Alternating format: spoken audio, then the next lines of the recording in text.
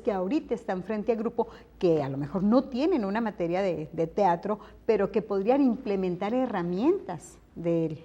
Yo creo que sería muy, muy importante para, número uno, incentivar la imaginación y la creatividad. Número dos, fomentar el trabajo en equipo, ¿no? Lo que habíamos hablado ya hace ratito. Número tres, el hacer que los niños o los jóvenes participen en público y vayan perdiendo ese temor, ese pánico de estar frente al público, frente a la gente.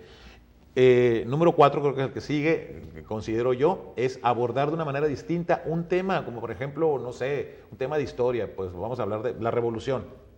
Vamos a hacer, no vamos a leer, no vamos a escribir en el pizarrón, no vamos a hacer cuestionarios, no, vamos a olvidarnos de eso y vamos a hacer... Contarles la historia. Contar la historia a través de un drama, de una obra de teatro. Ustedes háganla, quién va a ser Zapata, quién va a ser Porfirio Díaz, quién va a ser Villa, si estamos hablando de la revolución, quién va a ser los personajes, ¿no? O de la independencia, o quizá vamos a hablar acerca de, no sé, de un tema de español, un tema de literatura, pues vamos a convertir este cuento, conviértanlo ustedes a una obra de teatro, ¿no? Si estamos hablando de eso, si estamos hablando de ciencias naturales, vamos a hablar de un ecosistema, etcétera.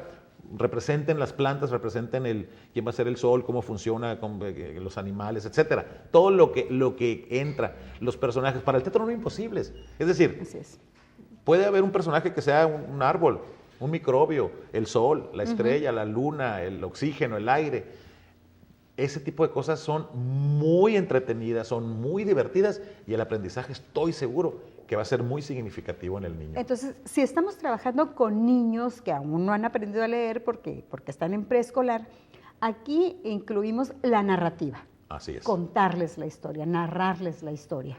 A través del teatro, qué maravilla, a través de un sketch, de un pasaje teatral, es decir, lo que te decía, e insisto en lo mismo, no quiero verme muy repetitivo, pero es, en lugar de hacerlo así, a lo mejor puede haber un tema que lo hagas así, contándoselo como contar un cuento, ¿no? Pero ahora también, ¿qué y tal luego si... que ellos lo retroalimenten. Exactamente, haciendo un cuadro teatral, haciendo un sketch, una pequeña obrita. Si los alumnos ya saben leer, si ya están en educación primaria o en secundaria o en preparatoria, es a través de la lectoescritura. Leen y escriben. Así es. Y lo representan.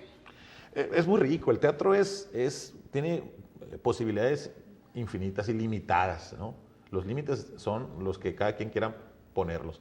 Pero sí se pueden hacer muchísimas cosas, inclusive en algo tan abstracto como las matemáticas. Se puede usar el teatro para las matemáticas.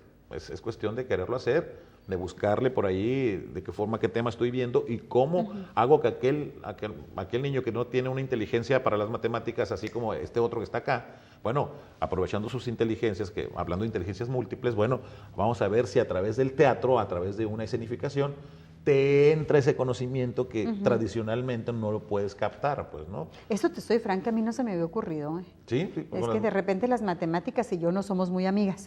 Yo creo que por eso estudié algo que no llevara matemáticas, pero suena interesante. Es que sí, es muy interesante, Rosario, y se puede hacer.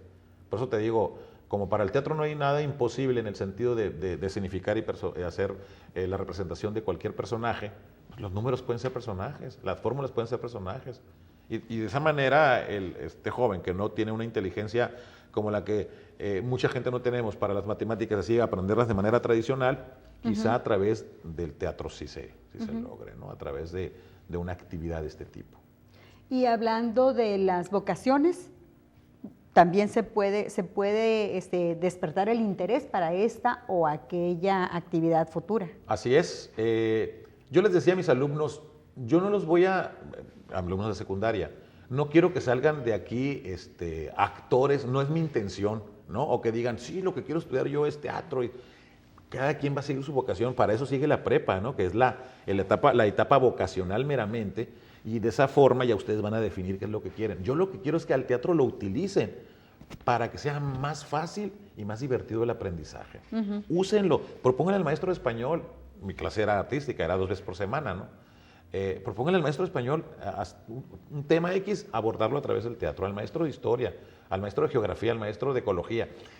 Y lo hacían, y era muy divertido pues ver los trabajos, y de repente veías a los niños llegando, a los muchachos con bolsas ahí, que veías como vestuarios. Y con todo lo que traía. ¿Qué van a hacer? Nos cuentas cuando regresemos. Claro que sí. Nos cuentas ya un poquito más específico y luego ya vamos a ligar cómo despierta todas estas áreas del conocimiento de las que hemos venido hablando en estos 3 cortes anteriores. Quédese con nosotros.